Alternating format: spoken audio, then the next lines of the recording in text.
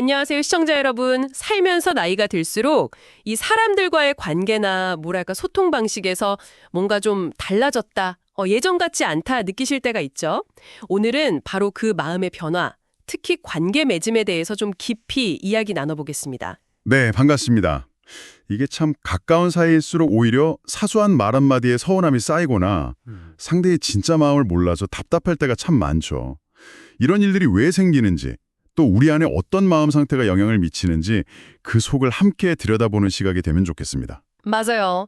그래서 오늘은 좀 복잡하게 얽힌 것 같은 그런 감정, 관계의 문제들을 하나씩 풀어보면서요. 좀 더 편안하고 만족스러운 소통을 위한 실마리를 찾아보는 것을 목표로 삼았습니다. 자, 그럼 바로 시작해볼까요? 우선 그 말투 하나로 관계가 정말 천국과 지옥을 오간다 이런 말도 있잖아요. 이게 단순히 그냥 말버릇, 습관의 문제가 아니라 감정을 얼마나 잘 알아차리고 또 다스리는지, 즉 정서지능하고 관련이 깊다고 하더라고요. 네, 정확합니다. 예를 들어서 친구가 약속에 늦었어요. 그때 야, 너는 맨날 늦냐? 이렇게 짜증부터 내는 거랑요. 늦네. 혹시 무슨 일이 있었어? 걱정했잖아. 이렇게 말하는 건 아주 다르죠. 후자는 일단 자신의 그 걱정에 나는 감정을 알아차리고 그걸 좀 조절해서 전달하는 방식이거든요. 이런 차이가 관계의 온도를 결정짓는 경우가 많습니다. 아, 그렇군요. 말투 외에도 우리가 좀 놓치기 쉬운 그런 신호들이 있잖아요. 뭐 말로는 괜찮다고 하는데 몸짓이나 표정에서 불편함이 확 드러나는 경우요. 상대가 나를 좀 꺼린다거나 불편해할 때 어떤 신호들이 나타날 수 있을까요? 네, 여러 가지가 있는데요.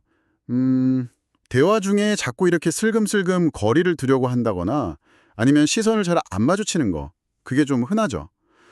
또 뭐랄까 좀 흥미로운 건 몸이나 발끝 방향이 대화하는 저 사람이 아니라 다른 쪽을 향하고 있는 거예요. 그러면서 입으로는 어색하게 억지로 미소를 짓는 경우도 있고요. 이게 마음속 깊은 불편함을 감추려는 아주 강력한 신호일 수 있다는 그런 분석도 있습니다. 어쩌면 말보다 이런 비언어적 신호가 더 진실할 때가 많아요.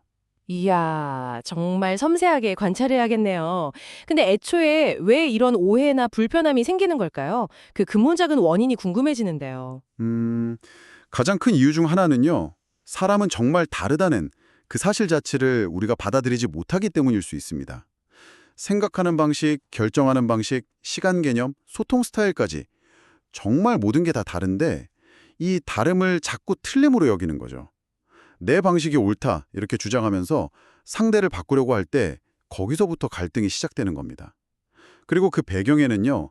각자가 아주 오랫동안 가지고 있던 세상과 관계에 대한 어떤 뿌리 깊은 믿음, 이걸 뭐 핵심 믿음이라고도 부르는데요.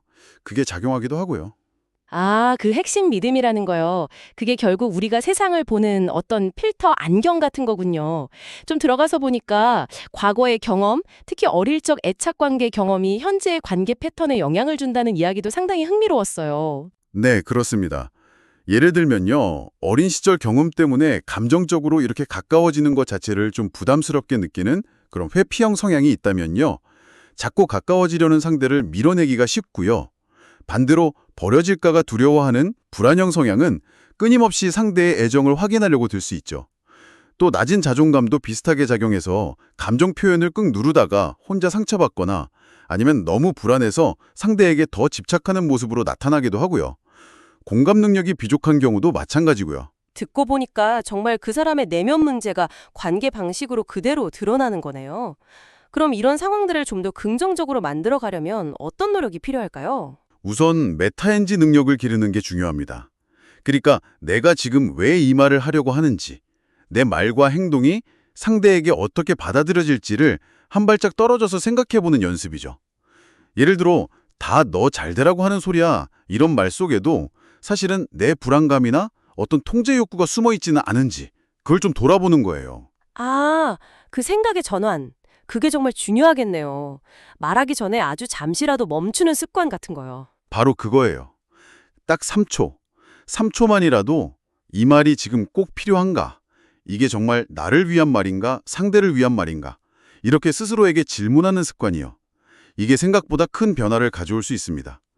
그리고 표현할 때는 너 때문에 속상해. 이게 아니라 나는 네가 그렇게 말하니까 내 마음이 좀 속상하게 느껴졌어. 이런 식으로 나를 주어로 해서 자신의 감정을 전달하는 나 전달법 있잖아요.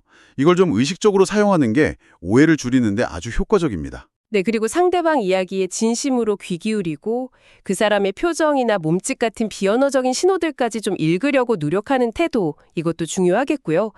결국에는 내 안의 목소리, 내 안에 있는 어떤 상처나 믿음들을 잘 들여다보는 게 근본적인 회개의 시작일 수 있겠다. 이런 생각도 드네요. 맞습니다. 특히 자존감이 낮아서 좀 힘드시다면요. 너무 거창한 거 말고요. 나를 위해서 아주 작은 목표라도 괜찮으니까 그걸 세우고 실천해보는 경험, 그 자체가 중요합니다. 뭐 오늘 나를 위해 딱 10분 산책했어. 이런 작은 성취들이 모여서 스스로를 좀 긍정적으로 보는 힘을 길러줄 수 있거든요. 네, 오늘 이야기를 통해서 말투는 단순한 습관 이상으로 그 사람의 내면의 감정 상태를 비추는 거울이고 또 관계의 깊이를 좌우할 수 있다는 점을 다시 한번 확인하게 됐습니다. 서로의 다름을 인정하는 마음, 말하기 전에 잠시 멈춰 생각하는 메타인지, 그리고 나 전달법 같은 구체적인 소통 기술들이 더 건강한 관계를 가꾸는데 분명 도움이 될 거라고 생각합니다. 마지막으로 시청자 여러분께 스스로에게 한번 던져볼 질문 하나 남겨드리고 싶습니다. 혹시 내 안에 아직 채워지지 않은 어떤 욕구, 예를 들어 인정받고 싶은 마음이라든지 사랑받고 싶은 마음 같은 게 있다면요.